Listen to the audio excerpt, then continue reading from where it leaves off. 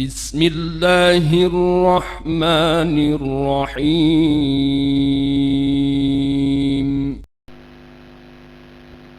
Bismillahirrahmanirrahim. Assalamualaikum warahmatullahi wabarakatuh. Alhamdulillahi rabbil alamin. Wabihi nasta'inu ala umuri dunya waddin. Wassalatu wassalamu ala asyrafil anbiya'i wal mursalin, Sayyidina Muhammadin wa ala alihi wa ashabihi ajma'in. Allahumma allimna ma yanfa'una wanfa'na bima 'allamtana wa zidna ilman wa tawfiqan wa hudan ya arhamar rahimin. Rabbi shrah li sadri wa yassir li amri wahlul 'uqdatam min lisani yafqahu qawli. Thumma amma ba'du, faqala ta'ala ya ayyuhalladzina amanu taqullaha haqqa tuqatih wa la tamutunna illa wa antum muslimun. Bapak-bapak, ibu-ibu, hadirin jamaah salat subuh Masjid Al-Kautsar rahimani wa rahimakumullah. Alhamdulillah, segala puji hanyalah milik Allah Subhanahu wa taala. Kita memuji Allah Subhanahu wa taala atas keindahan sifat dan keindahan nama dan kesempurnaan sifat Allah Subhanahu wa taala, dan juga atas nikmat yang Allah Subhanahu wa taala anugerahkan pada kita, yang Allah Subhanahu wa taala masih memberikan kita kesempatan hidup pada hari ini dalam keadaan sehat walafiat. Juga tentunya taufik dari Allah Subhanahu wa taala kita bisa melaksanakan ibadah taqarrub pada Allah, baik dalam bentuk lisan ataupun juga amalan hati ataupun juga amalan jawarih, yang mana kita tidak atau kita menyadari bahwa kita tidak mampu melakukan itu semuanya, melainkan itu adalah merupakan taufik kemudahan dari Allah Subhanahu wa taala. Wa ma kunna linahtadiya laula an hadanallah. Mudah-mudahan Allah Subhanahu wa taala menerima ibadah kita dan menjadikan hari ini menjadi hari yang lebih baik daripada hari sebelumnya. Allahumma amin. Salawat dan salam semoga terlimpahkan pada baginda Rasulullah sallallahu alaihi wasallam serta keluarganya dan sahabatnya radhiyallahu taala anhum ajma'in, dan juga pada tabi'in dan tabi'ut tabi'in dan yang mengikuti mereka hingga akhir zaman. Ya maskan rahimakumullah, pada kesempatan pagi hari ini insyaallah kita akan mengkaji bagian daripada sirah nabawiyah untuk menumbuhkan semakin besar kecintaan kita kepada Rasulullah sallallahu alaihi wasallam. Mudah-mudahan Allah Subhanahu wa taala mengumpulkan kita bersama beliau sallallahu alaihi wasallam di jannahnya. Allahumma amin. Pada bagian pertama dari kitab sirah, kita pada beberapa pertemuan yang lalu, setahun yang lalu kita membahas tentang keutamaan mempelajari sirah atau untuk apa kita mempelajari sirah. Kemudian kalau kita membahas atau membaca buku-buku sirah, yang pertama kali mestinya akan dibahas adalah tentang kondisi dunia, ya. Kondisi dunia secara umum dan terkhusus kondisi Jazirah Arab, ya. Sebelum lahirnya Nabi Muhammad sallallahu alaihi wasallam, sebelum kelahiran Rasulullah sallallahu alaihi wasallam itu pembahasannya adalah pembahasan tentang kondisi dunia, termasuk nanti adalah pembahasan tentang irhasat, ya. Irhasat itu tanda-tanda kenabian, ya, tanda-tanda atau kondisi alam, ataupun juga termasuk ya kondisi Nabi Muhammad sallallahu alaihi wasallam sebelum, yang mana kondisi tersebut menunjukkan bahwa beliau sallallahu alaihi wasallam adalah orang yang ditunggu-tunggu, ya, oleh seluruh umat manusia, ya. Nah, kondisi dunia atau secara khusus kondisi dunia Jazirah Arab, ya, kondisi Jazirah Arab sebelum kelahiran Nabi Muhammad sallallahu alaihi wasallam. Ini kalau kita bahas ya tentunya artinya dalam arti kata bahasa sirah, ya, itu agak panjang. Tapi di sini kita hanya meringkas saja, ya, dan kita ambil daripada pelajaran yang dapat ya kita ambil dari kondisi tersebut.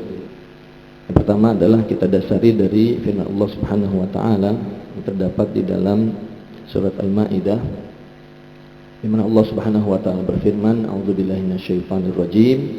Ya ahlal kitabi qad ja'akum rasuluna yubayyinu lakum ala fatratin minar rusul an taqulu ma ja'ana min basyirin wala nadhir. Faqad ja'akum basyirun wa nadhir wallahu ala kulli syai'in qadir." Ya ahlal kitab, wahai ahlul kitab. Ya, ahlul kitab Yahudi dan Nasrani, mereka mempunyai atau dipanggil di dalam istilah agama kita memang dengan sebutan ahlul kitab. Ya, dari zaman diturunkan wahyu ini sampai ya hari kiamat mereka disebut di dalam Al-Quran sebagai ahlul kitab. Ya, walaupun ya perubahan yang mereka lakukan begitu dahsyat terhadap Taurat ataupun Injil yang tidak mengeluarkan mereka dari sebutan ahlul kitab. Ya ahlul kitab, wahai ahlul kitab, qad ja'akum, sungguh telah datang kepada kalian rasuluna, rasul kami, maksudnya adalah Nabi Muhammad sallallahu alaihi wasallam, yubayyinu lakum, yang mana beliau atau dia menjelaskan kepada kalian ala fatratin minar rusul, tentang masa fatrah, masa di mana Allah Subhanahu wa taala tidak menurunkan rasul, ya, tidak mengutus seorang rasul. Ini di dalam tafsir kalau kita lihat disebutkan ya sekitar 600 tahunan dari semenjak Allah Subhanahu wa taala mengutus Nabi Isa alaihi salam, kemudian mengangkat beliau ke langit, ya, mewafatkan dalam arti kata mengangkat, ya, mewafatkan dalam arti kata mengangkat beliau alaihi salatu wassalam ke langit, ya, sampai kemudian diutusnya Rasulullah sallallahu alaihi wasallam, yang kemudian kalau kita lihat di dalam sejarah kelahiran beliau SAW itu sekitar tahun 600 tahun Masehi, ya, 600-an tahun Masehi, ya. Tahun Masehi kita tahu adalah tahun yang dimana ditetapkan itu adalah sebagai kelahiran Nabi Isa alaihissalam oleh mereka. Ya. Ada fatratin min Rasul, jadi dari masa diutusnya atau diangkatnya Nabi Isa alaihissalam ke langit sampai datangnya atau diutusnya Nabi Muhammad sallallahu alaihi wasallam itu tidak ada rasul, ya, masa kekosongan rasul. Antaqulu, ya, jangan sampai kemudian kalian mempunyai alasan ma ja'ana min basyirin wala nadhir, tidak datang kepada kami seorang pemberi peringatan ataupun juga seorang beri kabar gembira, ya, tidak datang kepada kami rasul. Faqad ja'akum basyirun wa nadhir, maka sungguh telah datang kepada kalian seorang rasul yang memberi kabar gembira dan juga memberi peringatan. Wallahu ala kulli syai'in qadir, Allah Maha berkuasa atas segala sesuatu. Ya. Jadi ya masa di mana ya, tidak diutusnya ya, seorang rasul oleh Allah Subhanahu wa taala itu lumayan panjang ketika itu, Pak. Ya, di mana manusia atau alam ketika itu amat sangat membutuhkan. Ya. Kondisinya seperti apa?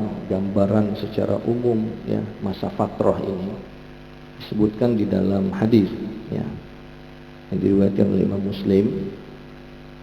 Ya, ini ringkasan daripada masa fatrah, kondisi masa fatrah itu.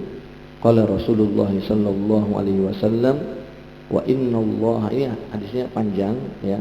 Ini kita potong di tengah ya, yang menunjukkan tentang ya kepentingan kita dalam pembahasan ini. di mana Rasulullah SAW mengatakan wa innallaha azza wa jalla nadhara ila ahlil ardi. Allah Subhanahu wa taala melihat ke penduduk bumi.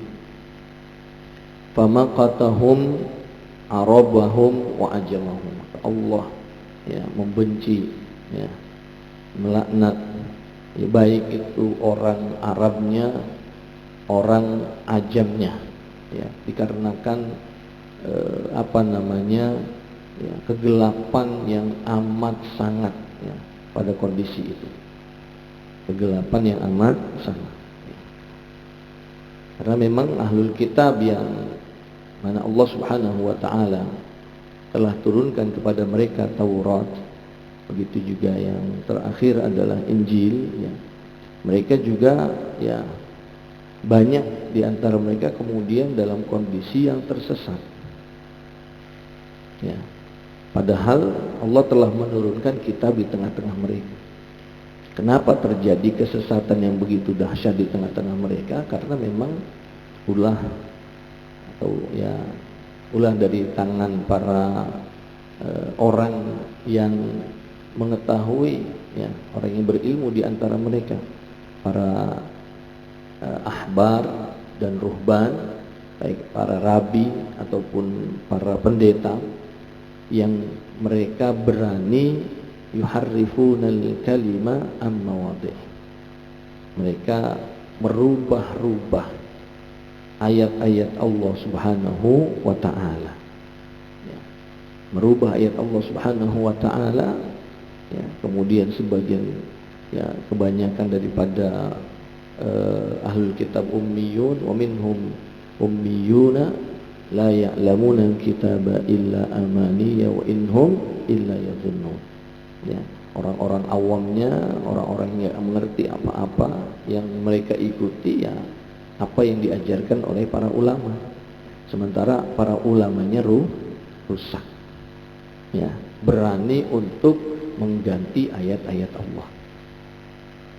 Kalau dalam bahasa Arab itu ya yang artinya apabila garam sudah rusak, ya, maka apalagi yang akan diharapkan, ya. Garam itu kan untuk memperbaiki kerusakan makanan, ya. Makanan, sayur, kalau nggak ada berasa, ya tambahin garam, ya. Misalnya dikasih pedas, ya berasa pedas doang, tapi nggak enak. Kasih garam sedikit jadi enak, ya. Tapi kalau garamnya sudah rusak, itu istilahnya, artinya bahwa para ulama, ya para pemangku-pemangku, ya atau yang mengurus urusan manusia secara umum, mereka adalah ibarat garam di masyarakat yang memperbaiki masyarakat, memperbaiki umat. Tapi kalau mereka sudah rusak, ya rusak niatnya, ya rusak tujuannya, maka sudah tidak bisa diharapkan lagi, ya.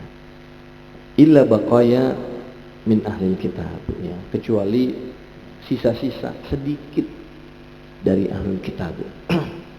Ya, jadi secara umum ya rusak, ya, tetapi memang masih ada sedikit, ya, sedikit itu dibanding yang global yang banyak, ya, itu sangat-sangat sedikit, ya. Sehingga nanti kita kalau kita baca sejarah itu kan ada beberapa sahabat yang aslinya mereka adalah dari ahlul kitab, ya, baik itu dari Yahudi ataupun dari Nasrani, ya, termasuk kalau kita melihat sejarah masuk Islamnya sahabat Salman Al-Farisi, ya, itu masuk Islamnya sahabat Salman Al-Farisi itu kan karena beliau adalah orang yang mencari kebenaran, ya, yang hakiki, ya, hakikat dari orang yang mencari kebenaran. Beliau belajar dari, ya, pertama dari seorang rabi, ya, lalu kemudian pindah dari rabi satu ke rabi yang lain sampai kemudian beliau belajar ke pendeta, ya, pindah dari pendeta satu ke pendeta yang lain sampai terakhir bertemu dengan pendeta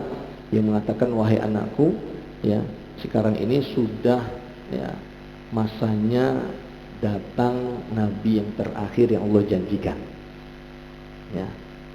Jadi ya sebagaimana yang mereka dapatkan di dalam kitab Taurat ataupun Injil, ya, mereka tahu bahwa sesungguhnya akan ada nabi yang terakhir yang Allah janjikan. Bahkan kemudian sampai tempat-tempatnya, ya, baik itu ya secara fisiknya, ya, seperti apa Rasulullah SAW, termasuk juga tempat akan diutusnya beliau Sallallahu Alaihi Wasallam. Ya, sehingga kemudian diberitahukan tempatnya. Nah, kemudian sahabat Salman Al-Farisi ini ya mencari tempat tersebut sampai beliau tiba di Madinah. Ya. Intinya bahwa sahabat Salman Al-Farisi kemudian masuk ke dalam agama Islam itu karena informasi yang benar dari ahlul kitab. Ya, jadi masih ada sisa-sisa, termasuk ya kalau kita baca sejarah juga tentang Islamnya Raja Najasyi. Ya, itu juga beliau adalah termasuk orang yang ya baqaya min ahlil kitab yang kemudian masuk ke dalam agama Rasulullah Sallallahu Alaihi Wasallam. Ya, jamaah sekalian rahimakumullah, ya, kegelapan dan kejahilian, ya, jahiliyahan pada masa itu. Ya. Biasanya kita kalau dengar orang ceramah itu kan ada bahasanya, ya, Nabi Muhammad SAW yang membawa kita dari masa kegelapan ke masa yang terang benderang. Terang benderang ini seperti kita lihat sekarang, ya. Terang benderang dengan lampu yang ada, bukan, ya. Terang benderang ini bagian sesungguhnya. Kalau kita lihat bagian daripada sumbangsi Islam, ya, terhadap kehidupan dunia, ya, teknologi yang sekarang itu sesungguhnya pada hakikatnya kalau kita mau jujur dia juga adalah bagian daripada ya sumbangan kita kaum muslimin. Ya, karena dengan ayat Al-Quran, dengan hadis Rasulullah SAW, kemudian para ulama terdahulu tergugah, ya, tergugah untuk kemudian mengkaji alam semesta ini berdasarkan ayat dan hadis, sehingga kemudian muncul atau banyak ditemukan ilmu-ilmu yang mendasari daripada teknologi itu sendiri. Ya, cuma memang setelah masa di mana mereka merebut, ya, negeri-negeri kaum muslimin, sehingga kemudian ilmu-ilmu tersebut dibawa oleh mereka dan dikembangkan, sehingga kemudian sepertinya sekarang ini kemajuan teknologi yang ada di dunia ini, ya, sepertinya dari sono, gitu ya, bukan dari umat Islam, ya, bukan dari umat Islam. Ya, seperti misalkan salah satu contohnya adalah matematika, misalkan, iya kan? Itu siapa yang mengawali, Pak? Bapak lebih tahu gitu ya. Siapa yang mengawali matematika itu, yang menemukan rumus-rumus dan lain sebagainya? Itu adalah kaum muslimin, ulama dari umat Islam. Ya, termasuk juga teknologi pesawat dan lain sebagainya mengawali adalah umat Islam. Ya. Jadi sumbangsi Islam terhadap teknologi, ya, kemajuan pesat dunia itu sesungguhnya adalah besar. Ya, karena sesungguhnya ilmu itu semuanya adalah dari Allah Subhanahu wa ta'ala. Ya, mukallibina tu'allimunahunna mimma 'allamakumullah. Ya, dalam surat Al-Maidah, ya. Ya, anjing, ya, kita dihalalkan untuk makan, ya, binatang yang diburu sama anjing yang mukallibin, anjing yang dilatih, ya kan? Tu'allimunahunna mimma 'allamakumullah, yang mana kamu ajarkan anjing itu, ya, untuk berburu, yang mana ilmu itu dari Allah Subhanahu wa ta'ala. Ya, walaupun ini disebut anjing, tapi pada hakikatnya dia meluas pada anjing ataupun juga burung elang, ya, yang dilatih untuk berburu dan sebagainya. Itu cara melatihnya, bagaimana caranya dan sebagainya, itu ilmunya semuanya dari Allah Subhanahu wa ta'ala. Jadi ya, kita kembali kepada pembahasan kita, kegelapan pada masa jahiliyah. Ya. Setelah diangkatnya Nabi Isa alaihissalam sampai dilahirkannya, kemudian diutusnya Nabi Muhammad sallallahu alaihi wasallam yang kemudian dikenal dengan masa fatrah, keadaan penduduk dunia, ya, bumi secara umum, ya, dalam kegelapan yang amat sangat pekat, ya, dari berbagai macam sisi kehidupan. Di baik sisi kehidupan tuh, baik itu sisi sosialnya, ya, ekonominya, budayanya, itu betul-betul dunia dalam keadaan gelap. Kita lihat, ya, kegelapan sosial, ekonomi dan budaya, ya, seperti misalkan sosial itu ya peperangan, ya, Namanya zaman jahiliyah dulu yang namanya orang itu perang itu hanya urusan sepele itu bisa perang, Pak. Ya, kalau sekarang ini kan ya hampir mirip-mirip dikit lah, cuma perangnya tidak besar. Ya, dikit-dikit orang dibunuh. Gitu. Gara-gara cuman 1.000 rupiah utang atau kesenggol, ya, dibunuh. Ya, itu kan gelap sekali. Kalau ada ulama menyebutkan jahiliyatul asr, ya, masa jahiliyah tapi masa modern. Ini karena memang ketika umat Islam itu atau kaum muslimin atau dunia itu menjauhi Islam, tidak mengenal dengan Islam, ya kembali lagi kepada zaman jahiliyah. Ya. Jadi ya sosial ini ya hancur, Pak. Ya. Bagaimana orang itu tersulut sedikit saja, ya itu bisa perang. Ya, gara-gara seorang wanita ya, bisa perang, ya. Senggol sedikit perang, ya, tersinggung sedikit perang. Hubungan keluarga, ya, sosial, pernikahan, ya, sebagaimana disebutkan oleh Ibu Aisyah radhiyallahu anha, ya, cara bagaimana orang dulu itu menikah. Dikatakan yang namanya manusia hidup itu instingnya akan mengarahkan dia kepada bahwa dia membutuhkan anak penerus, ya. Manusia begitu, ya. Dia akan mempunyai insting bahwa dia membutuhkan penerus. Kalau dia punya harta banyak, kemudian dia hidup sendiri buat apa? Iya kan? Dia perkaya diri itu, waduh, kerja banting tulang dan sebagainya, dia nggak punya anak, nggak punya keturunan. Ya. Ya kalau misalkan ada saudara kita yang diuji oleh Allah Subhanahu wa taala seperti itu, ya bersabar, ya. Ya bersabar. Ya, Allah Subhanahu wa taala berarti memberikan dia kesempatan dengan cara yang lain.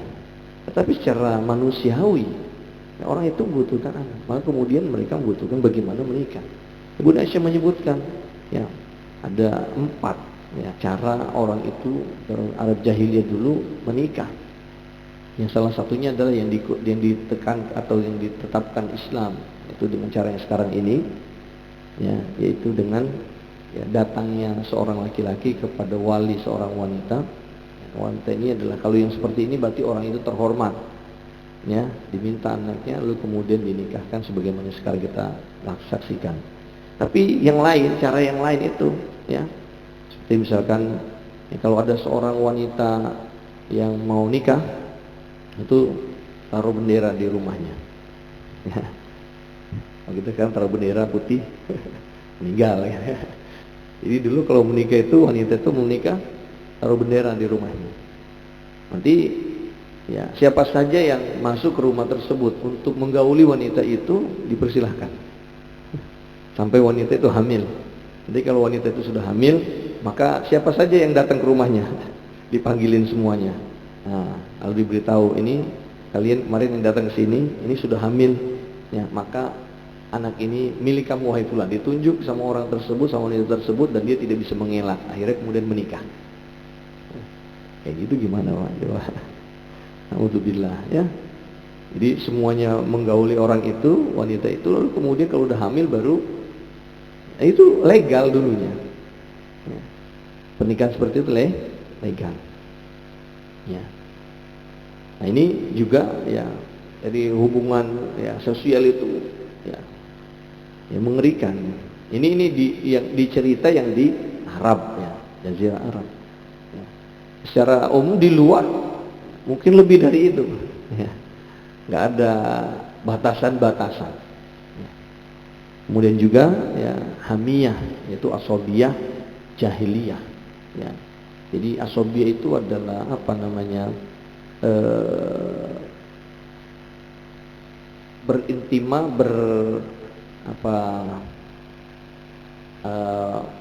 misalkan kita orang Bugis gitu ya, pokoknya siapa orang Bugis mesti saya, nah itu apa namanya itu, kesukuan, ya, kesukuan yang amat sangat, ya, sampai ada bahasanya itu unsur akhaka zaliman au mazluman. Ya, di sini ini bukan hadis nih, Pak. Ini hadis, tetapi ini juga perkataan orang Arab dulu. Cuma kalau dulu orang Arab itu menyebutkannya unsur akhaka zaliman au mazluman, ya, tolonglah saudaramu walaupun dia itu zolim sekalipun tetap kamu tolong. Ya, yang mazlum, yang dizolimi ditolong, yang zolim juga tetap ditolong. Walau bagaimanapun kalau dia adalah satu marga dengan kamu, suku dengan kamu, ya kamu harus bantu dia di atas kezolimannya. Ya, jadi membantu orang yang zolim sekalipun. Ya. Jadi nggak ngelihat apakah dia benar atau salah. Pokoknya kalau dia adalah dari sukunya, itu akan dibantu. Ya, makanya sebutkan tadi bahwa peperangan itu juga kadang ya timbul dari permasalahan yang kecil. Ya, karena ini, ya dia nggak ngelihat apa akar masalahnya. Ya, ini orang ini berantem misalkan di pasar gitu ya. Berantem di pasar itu masalahnya apa? Kemudian dikaji dulu dan lain sebagainya. Enggak, ya. Sudah kalau ini adalah dari sukunya, ya dia akan membela orang itu mati-matian. Ini maka ketika Rasulullah menyebutkan unsur akhaka zaliman aw madluman, mereka mengatakan ya Rasulullah, kalau untuk membantu saudara kita yang dizolimi kita paham, tapi apa yang dimaksud dengan membantu saudara kita yang menzolimi? Rasulullah SAW yang mengarahkan pada para sahabat, maksudnya adalah kamu menahan dia dari perbuatan zolim. Nah ini baru benar, gitu ya. Itu yang diajarkan taklim dari Rasulullah SAW. Ya, unsur akhaka zaliman aw madluman, ya membantu saudaramu. Kalau membantu ya yang dizolimi, ya kita bantu dia. Jelas paham kita membantu orang yang dizolimi. Tetapi membantu saudara kita yang menzolimi ini maksudnya apa? Rasulullah SAW kemudian menjelaskan, ya yang membantunya itu dengan mencegah dia dari perbuatan zalim. Ya. Tapi kalau dulu di zaman jahiliyah tidak. Ya, kalimat ini betul-betul memang unsur akhaka zaliman aw madluman secara letterlek begitu. Ya, yang zalim juga dibantu, ya, karena itu hamiyah itu, karena asobiyah, ya. Asobiyah jahiliyah. Seperti itu. Ya. Kemudian ya begitu juga kegelapan sosial, ekonomi, ya kita lihat secara umum masyarakat bertransaksi riba, ya riba ya menyebar di mana-mana. Riba itu sudah menjadi sesuatu yang legal, Pak. Ya, riba itu ya sesuatu transaksi yang legal. Jadi ya makanya kalau kita lihat di dalam tarikh tasyri' ya, bagaimana kemudian syariat itu diturunkan, itu untuk melarang, mengharamkan riba itu kita lihat itu bertahap. Ya. Dikarenakan memang kehidupan masyarakat dengan transaksi riba itu sudah mengakar, sehingga kalau misalkan langsung dikatakan bahwa riba itu haram mungkin berat. Ya. Kita lihat sana ada Allah menyebutkan dalam surat Ar-Rum itu, ya wa ma ataitum min zakatin wa ma ataitum min riba liyarbu fi amwalin nas fala yarbu indallah wa ma ataitum min zakatin turiduna wajhallah faulaika humul mud'ifun. Ini sindiran, ya. Harta yang kamu lakukan untuk transaksi riba, ngasih orang pinjaman supaya berkembang, maka fala yarbu indallah, tidak berkembang di sisi Allah. Tapi wa ma ataitum min zakatin turiduna wajhallah, yang kalian beri kepada orang yang berupa zakat, ya, infak, faulaika humul mud'ifun, itulah yang akan berkembang dia. Ya, akan berlipat-lipat ganda. Kemudian Allah turunkan ayat ya ayyuhalladzina amanu la ta'kulu riba adhafan mudhafa. Wahai orang-orang beriman, janganlah kalian memakan harta riba dengan yang berlipat-lipat. Ini kalau kita memahami ayat ini seperti itu adanya, nanti kita kalau begitu, kalau ribanya sedikit-sedikit nggak apa-apa dong. Ya kan? Kan larangan la ta'kulu riba adhafan mudhafa. Janganlah kalian makan harta riba yang berlipat-lipat. Ya kalau sedikit, pinjamin 100.000, nanti kembaliin 110.000, boleh dong. Iya kan? Ya tidak. Ini kalau kita lihat dari tasyri', ya ini mengawali daripada diharamkan riba, sampai kemudian turun firman Allah Subhanahu wa taala, ya ayyuhalladzina amanu taqullaha wa dharu ma baqiya minar riba in kuntum mu'minin. baru itu pengharaman secara umum riba haram. Ya, sehingga kemudian masyarakat kayak gitu yang sudah biasa melakukan riba itu pelan-pelan sampai kemudian betul-betul meninggalkan, sebagaimana juga ya minum khamar, perjudian dan lain sebagainya. Ya. Kalau kemudian masyarakat sekarang ini sepertinya kok sama riba itu juga santai gitu ya, kok legal gitu ya, jangan-jangan kembali kepada zaman jahiliyah gitu. Ya. Misalkan di pasar gitu ya, orang kemudian bertransaksi riba kok santai saja, tidak mengetahui, tidak mengerti, tidak menyadari bahwa itu adalah perbuatan yang diharamkan Allah Subhanahu wa taala. Ya, masyarakat jahiliyah begitu dulu. Ya, bagi mereka ya ini kan sama kan. Ya, alladzina yaquluna riba la yaqumuna illa kama yaqumul ladzi yatakhabbathu asy-syaitanu minal mas, dzalika bi annahum qalu innamal bai'u mithlur riba. Ya, sama aja kok. Ya, jual beli sama riba sama ya. Kamu misalkan sekarang ke pasar beli ini berapa ini? Misalkan berapa ini, Pak? 500. Ya. Hah? 500 misalkan, jual, ambil 500 kemudian kamu jual 600, enggak sama kan?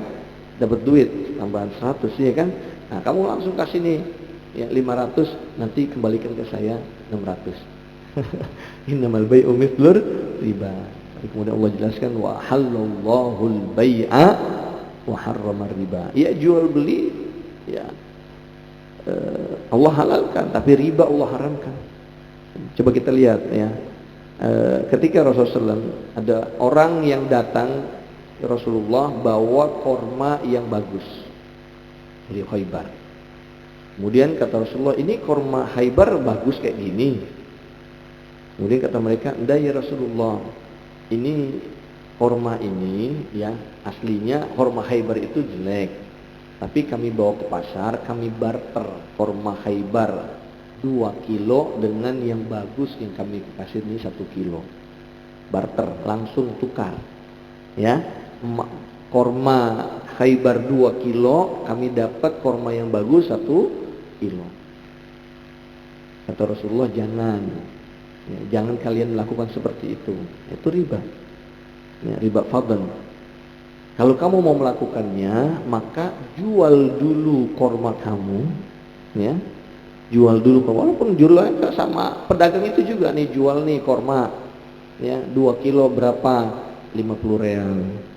Nanti dengan uang 50 real itu kamu beli korma yang bagus walaupun 1 kilo. Iya Pak, coba kita lihat sama nggak Pak? Hampir mirip ya kan, cuma kalau ini agak berbelit sedikit ya kan, jual dulu kemudian dengan uang itu kita beli. Kalau tadi langsung sama sih, udah langsung aja barter aja, nah itu riba. Tapi kalau kamu jual dulu walaupun sama orang tersebut, kemudian kamu beli dengan uang itu ya, dengan 50 real itu korma yang bagus, itu tidak riba. Nah, Allah jelaskan wa halallahu al-bai'a wa harrama riba.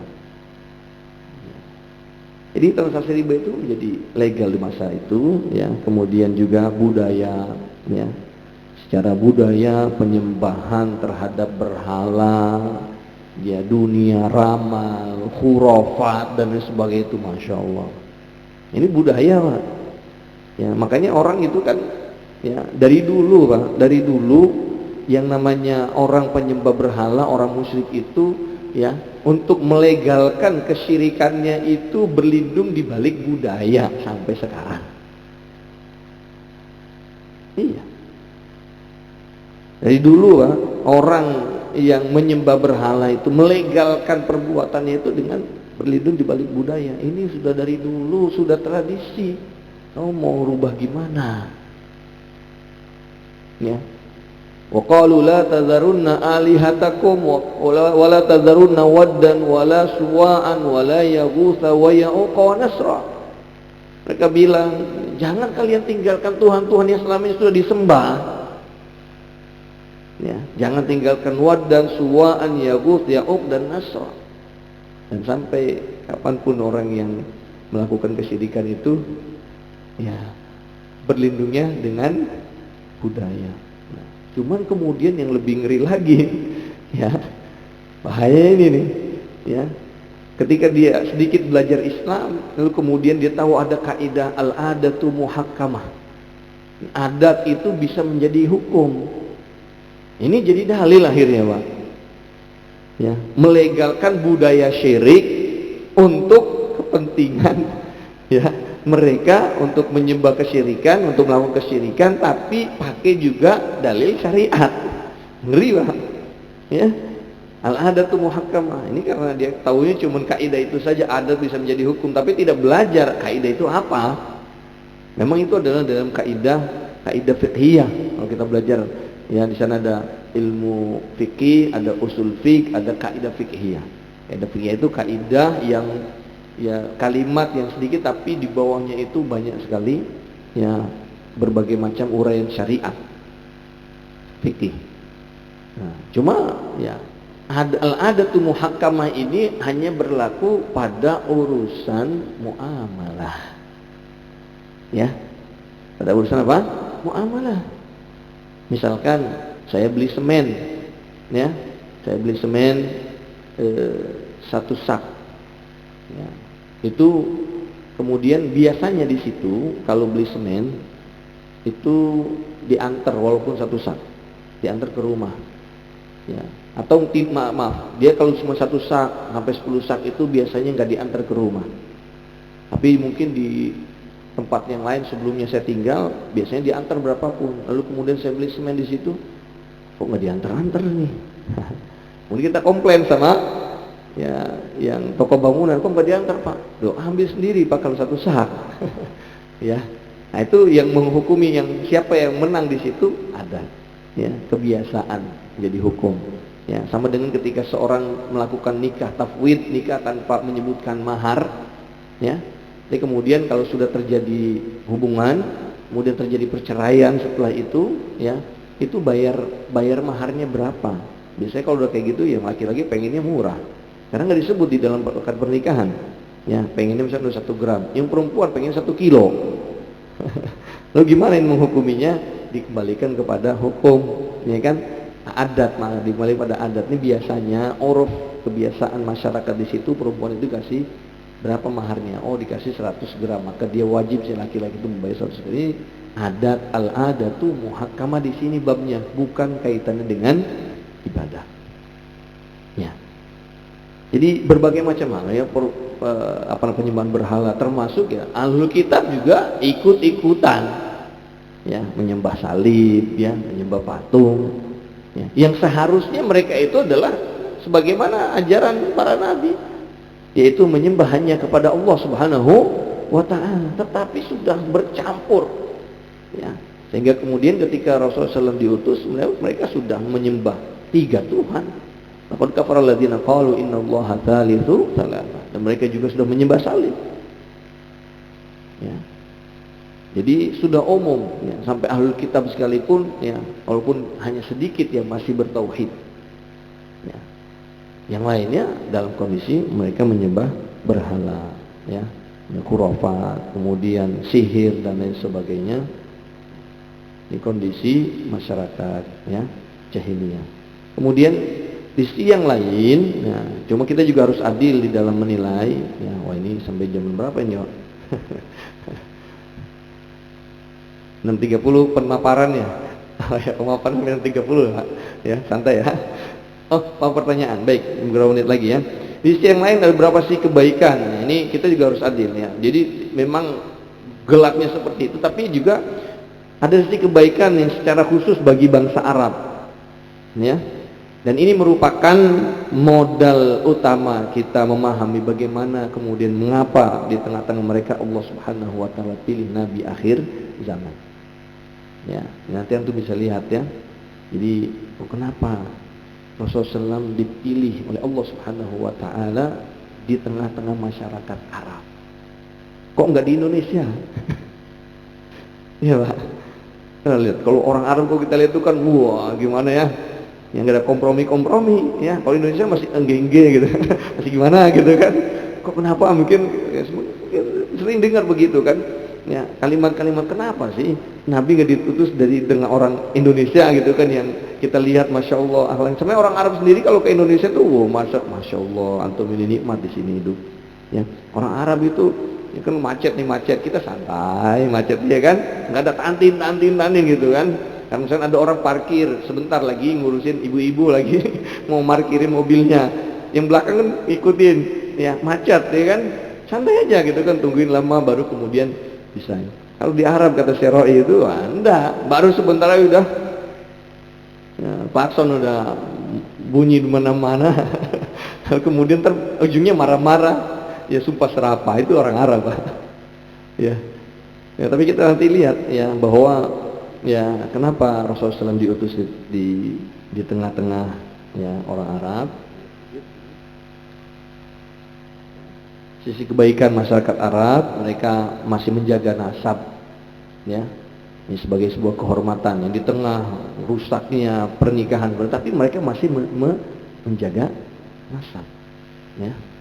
Ya sampai sekarang nasab itu. Kalau kita kan paling sampai berapa turunan Pak kita perlu hafal, kakek, di atas kakek sudah lupa, terus di atasnya lagi apalagi gitu ya.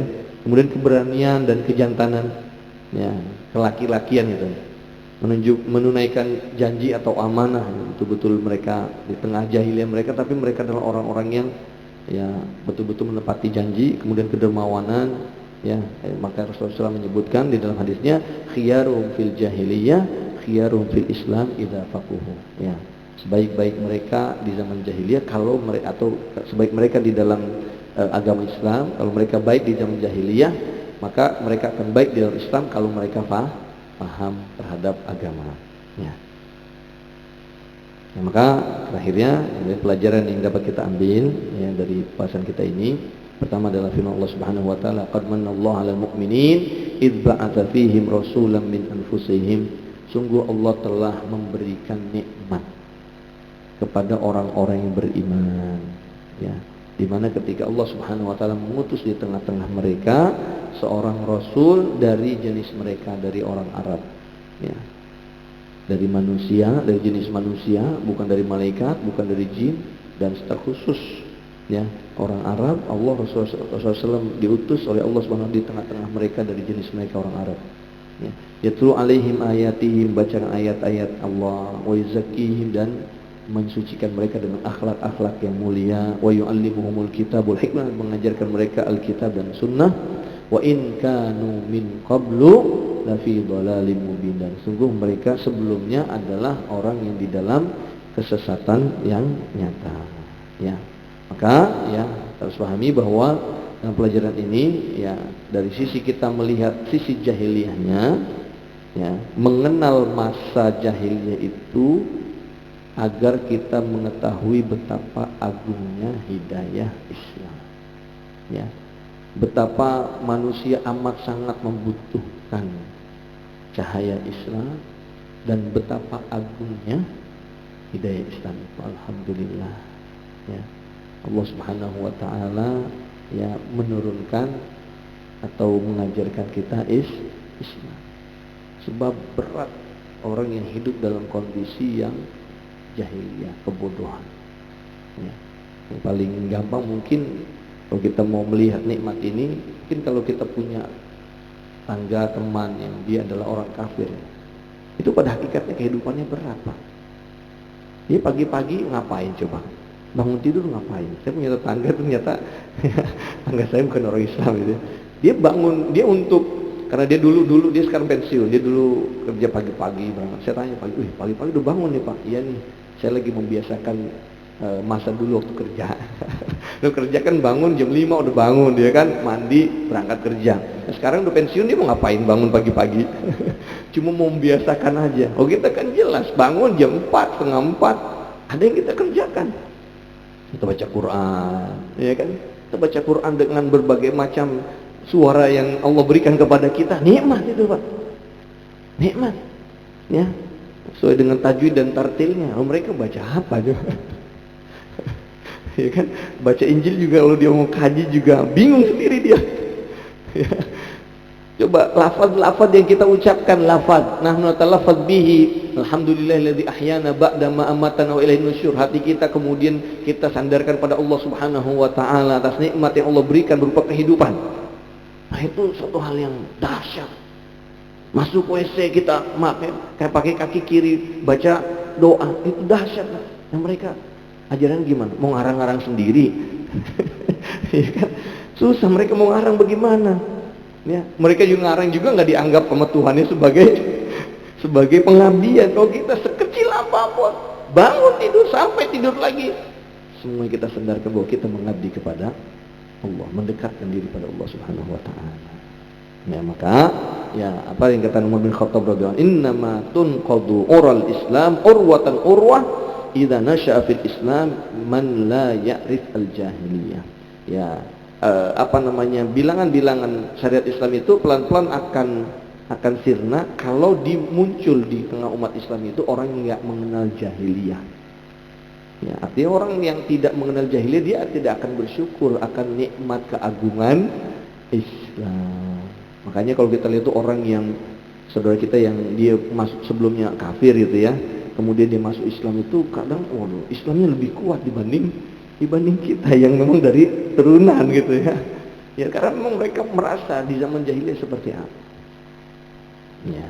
Terakhir ya sesuai dengan sunnatullah yang kauniyah dan kudratullah yang syar'iyyah dan hikmahnya yang sangat luas, Allah mengutus Nabi Muhammad sallallahu alaihi wasallam ya pada waktu yang tepat di mana manusia dalam kondisi ya kejahilian yang amat sangat ya pada titik yang terendah dan di tempat serta di tengah masyarakat yang tepat sebagai risalah ajaran yang terakhir yang akan terus berlaku sepanjang zaman dan pada semua keadaan. Ya makanya kita sebut kalau misalnya di Indonesia mungkin nggak sampai lama itu, ditambah lagi bahasa Indonesia juga nggak kapabel, nggak layak untuk kemudian dijadikan sebagai ya bahasa risalah yang sampai akhir zaman. Ya, karena syariat ini Allah Subhanahu wa taala turunkan untuk ya, sampai akhir zaman dan berlaku di semua tempat. Maka di situ Allah Subhanahu wa taala pilih dengan berbahasa Arab. Inna anzalnahu Qur'anan Arabiyyan la'allakum taqilun. Hadza wa sallallahu alaihi wasallam Muhammadin wa ala alihi washabbihi ajmain. Silakan kalau ada yang mau ditanyakan, Pak. Baik, syukran Pak Ustaz atas materi yang telah disampaikan. Selanjutnya saya persilakan kepada jamaah untuk bertanya kepada Pak Ustaz. Satu dua gimana Bapak? Silakan Pak.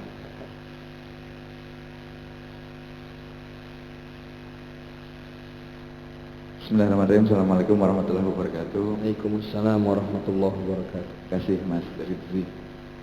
Ustadz mau nanya terkait tadi masa fatroh, masa tidak adanya nabi, kenabian. Kita pernah mendengar bagaimana ayahanda dan ibunda Rasulullah, di mana ada beberapa yang mengatakan bahwa ayahanda dan ibunda Rasulullah termasuk kakek-kakeknya barangkali, di mana mereka lahir dan hidup sebelum kenabian Rasulullah, itu nasibnya nantinya seperti apa gitu. Ada yang mengatakan di neraka gitu ya. Itu kan kita kayak nggak ikhlas gitu ya. Nah itu gimana Ustaz? Makasih. Baik, jadi pertama berbicara tentang masalah itu ya, kita berdebat panjang lebar masalah itu, kita bertanya keuntungannya buat kita apa, ya kan? Ya karena seharusnya kita bertanya kita ini nanti masuk surga atau tidak gitu. Itu yang paling penting. Tapi ini sebagai sebuah ini saja bahwa ya ulama dalam hal ini juga ada 3 pendapat. Ya. Jadi dalam hal ini apa di mana ayahanda dan ibunda Rasulullah SAW itu ada 3 pendapat. Yang pertama ulama ya bukan kapasitas si A si B tapi ulama yang menyebutkan memang bahwa ya ibunda dan ayahanda Rasulullah SAW di neraka. Ya, dan secara zahir melihat ya beberapa hadis ya di mana ketika ada seorang Ya, yang bertanya, di mana ibu bapak saya? Kata Rasulullah, finnar, di neraka. Orang ini kemudian kembali, ya balik kemudian dalam kemusam ini, kemudian dipanggil Rasulullah. Rasulullah mengatakan, abi wa abuka finnar, ya, bapakku dan bapakmu juga di neraka, gitu ya. Ini secara lahirnya. Tapi sebagian ulama menyebutkan juga tidak, ya, ya, bahwa bapak dan ibu Nabi SAW di surga, ya kan? Karena beliau adalah, ya, dilahirkan dari orang yang terpandang, ya kan? Ya. Kemudian yang ketiga, Allah lebih shawab, ya. Yang ketiga menyebutkan karena bapak dan ibu yang Rasulullah ini hidup di masa fatrah tadi, di masa tidak diutusnya Nabi dan Rasul, dan Allah Subhanahu Wa Taala tidaklah, ya, menyiksa, ya, seseorang sampai Allah turunkan Rasul. Ya, ya. Wa ma kunna mu'adzibina hatta nab'atha rasulah. Tidaklah kami menyiksa, ya, sebuah masyarakat sampai kami utus seorang rasul. Nah, kan Rasul belum diutus di tengah orang Arab. Ya. Allah utus Nabi dan Rasul kepada Bani Israel. Ya. Tapi Allah tidak utus kepada bangsa Arab. Walaupun ini kemudian dibantahkan oleh sebagian, tapi kan juga sebagian orang Arab ada juga yang masuk Nasrani, dan dia seperti Waraqah bin Naufal. Ya kan? Waraqah bin Naufal itu, ya, termasuk orang yang Nasrani yang lurus gitu. Makanya ketika Rasulullah SAW cerita, ya, Ibunda Khadijah cerita tentang apa yang ditemukan Rasulullah, kata beliau, ya, ini Jibril yang datang kepada suamimu. Seandainya saya masih muda, ya, seandainya saya masih muda, ya, saya akan menolong dia, membantu dia ketika kaumnya nanti mengusirnya. Jadi berarti kan, ya, ikrar gitu. Tapi Rasulullah kan belum diutus, sehingga kemudian Waraqah bin Naufal itu meninggal, ya, sebelum diutusnya Rasulullah SAW. Ya. Maka karena orang di masa fatrah ini, sebagian orang menyebutkan mereka akan diuji nanti di hari kiamat, ya, diuji, ya, tidak dimasukkan ke neraka, tidak masuk ke surga sampai mereka diuji di hari kiamat, dan itu yang menguatkannya nanti menolong mereka adalah syafaat Rasulullah sallallahu alaihi wasallam. Wallahu a'lam bishawab. Ya, itu yang saya dapatkan dari keterangan dari para ulama. Ya, kita, ya, nggak usah kemudian ribut-ribut juga berantem gara-gara ini, kemudian akhirnya kita juga nggak sholat sunnah juga meninggalkan sholat jamaah juga gara-gara berdebat itu. Ya, gitu. Ya, barakallahu fiik. Ya. Terima kasih Pak Ustadz atas jawabannya. Satu lagi Pak Ustadz mungkin ya? Oh iya, silakan. Pertanyaan. Bagaimana Bapak-bapak, ada yang ingin tanya lagi? Tidak ada. Alhamdulillah. Ya, Mungkin cukup. Alhamdulillah. Baik, dari saya cukup sekian. Subhanaka wa bihamdika asyhadu an la ilaha illa anta astaghfiruka wa atubu ilaik. Assalamualaikum warahmatullahi wabarakatuh.